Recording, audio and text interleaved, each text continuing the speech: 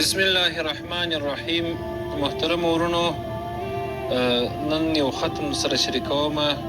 ډیر بهترین ختم دی، مفید ختم دی، او دا د سورة فاتحه د الحمدلله ختم دی.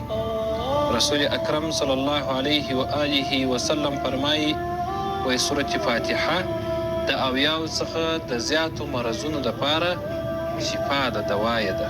نو دا هم د سورة فاتحه ختم دی د الحمدلله.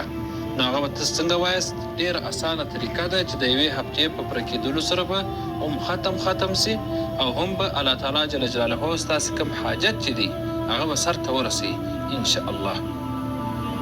د یکشنبې په ورځ باندې دا ختم شروع کېږي.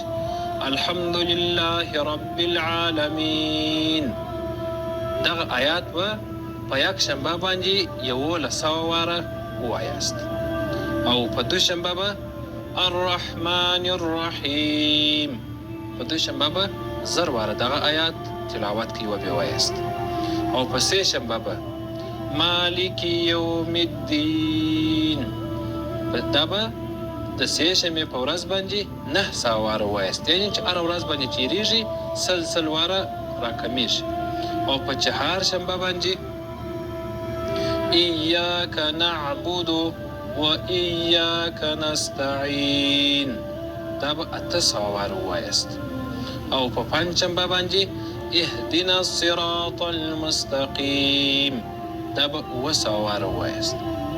او همداسې د جمعې په ورځ صراط الذین انعمت علیهم، دا به 600 واره وایاست د جمعې په ورځ.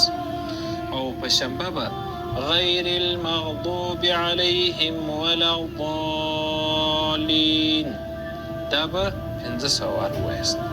د جمعې په ورځ چې 500 ځله دا پوره کړله، نو بیا به دعا وکړئ چې الهي دا کم حاجت چې زه لرمه، دا زما کم حاجت چې دی دا سرته ورسوه انشاءالله. الله تعالی جل جلاله به یې سرته ورسوي. السلام علیکم ورحمة الله وبرکاته.